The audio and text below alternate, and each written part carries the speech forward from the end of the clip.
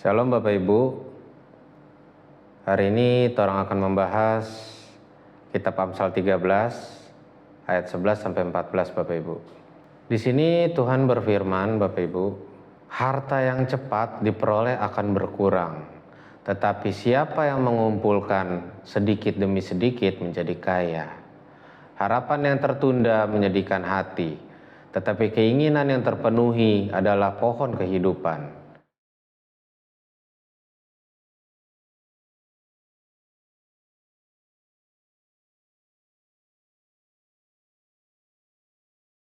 Siapa yang meremehkan firman, ia akan menanggung akibatnya. Tetapi siapa taat kepada perintah akan menerima balasan. Ajaran orang bijak adalah sumber kehidupan, sehingga orang terhindar dari jerat-jerat maut.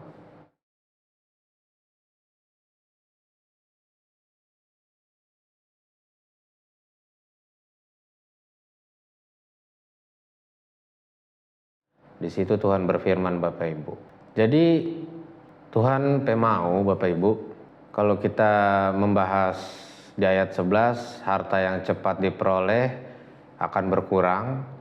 Di situ Tuhan mau orang jangan terlalu lah mengejar harta. Apalagi orang mengejar harta itu dengan secara instan Bapak Ibu.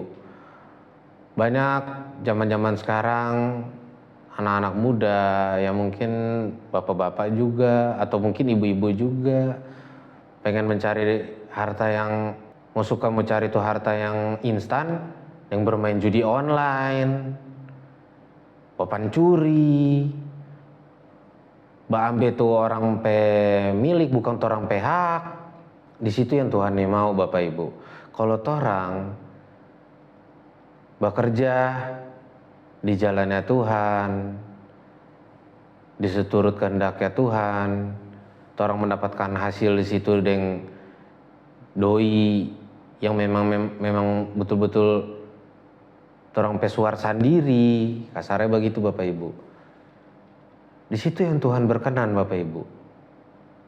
Di samping orang berdoa, di samping orang bekerja, di tempat kerja di mana orang ada kerja akang, orang mensyukuri apa yang orang dapat, orang memberikan persembahan dengan puji-pujian, memberitakan firman Tuhan pada orang tanpa kerja. Itu Tuhan senang sekali Bapak Ibu.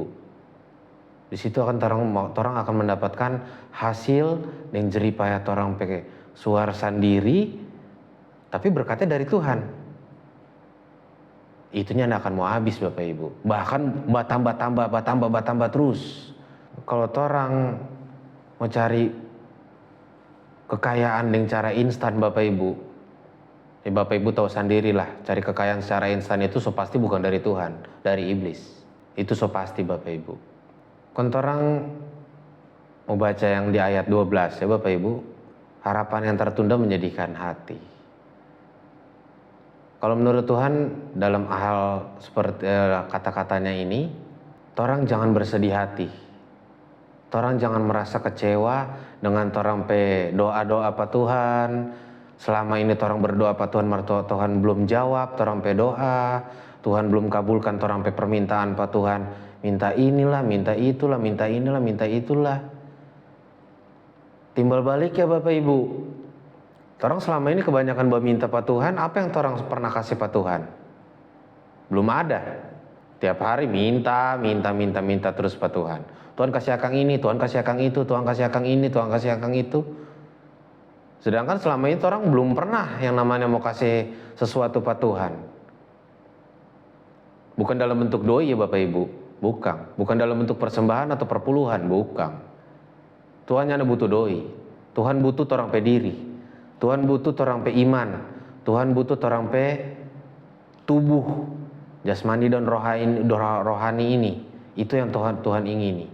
Orang persembahkan orang diri ini untuk melayani Tuhan Bapak Ibu. Itu yang Tuhan mau. Baru Tuhan kabulkan orang permintaan. Itu Bapak Ibu.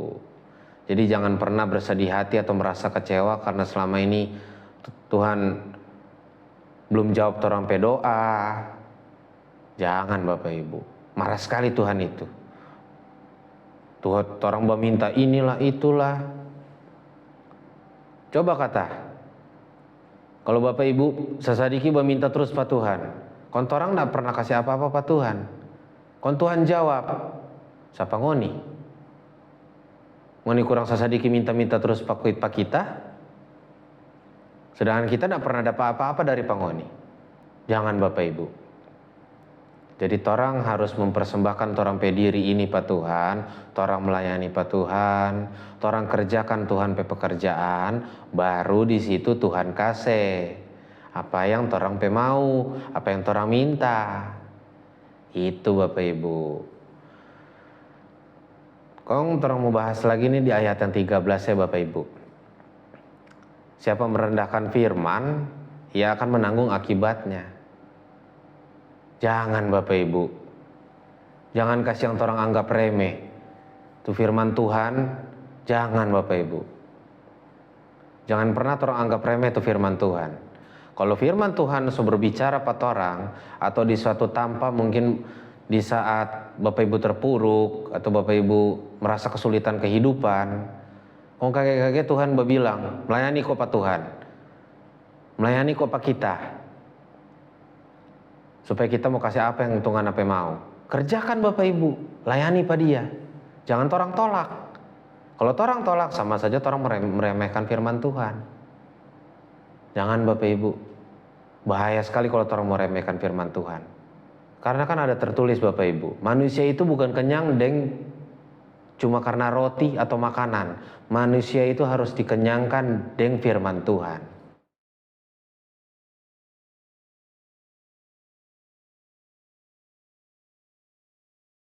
Itu Tuhan bilang pada orang. Jadi orang jangan pernah orang meremehkan firman Tuhan Bapak Ibu. Bahaya.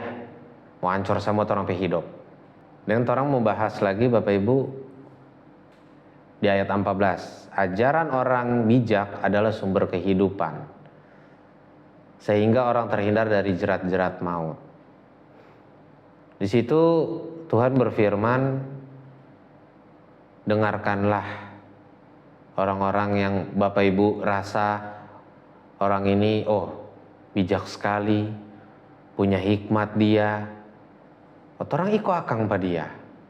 Karena orang yang bijak itu pasti dipakai Tuhan Bapak Ibu.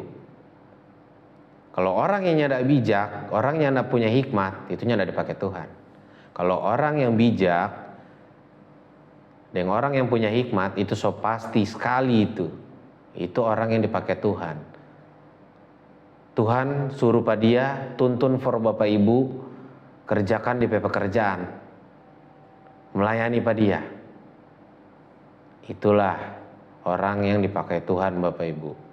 Jadi kita sangat mengharapkan sekali Bapak Ibu, tolong jangan pernah meremehkan firman Tuhan. Tolong jangan mengambil harta secara instan Bapak Ibu. Kontorang jangan pernah merasa kecewa atau bersedih hati kepada Tuhan. Karena apa yang semua orang minta Tuhan belum jawab. Jangan Bapak Ibu. Kontorang harus cari dan dengarkan orang yang bijak dan orang yang punya hikmat.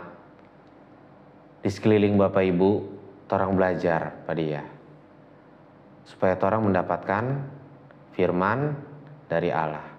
Kalau orang sudah dapat firman dari Allah, di situ orang permintaan semua akan terkabulkan. Banyak Bapak Ibu bonus-bonus yang Tuhan mau kasih kalau orang kerjakan semua DP pekerjaan, semua DP mau. Banyak sekali tuh bonus Tuhan mau kasih pada orang. Jangankan Bapak Ibu mau minta motor, oto pun pesawat pun Tuhan boleh mau kasih. Asalkan orang kerjakan DP pekerjaan. Yang paling utama melayani pada dia. Itu Bapak Ibu.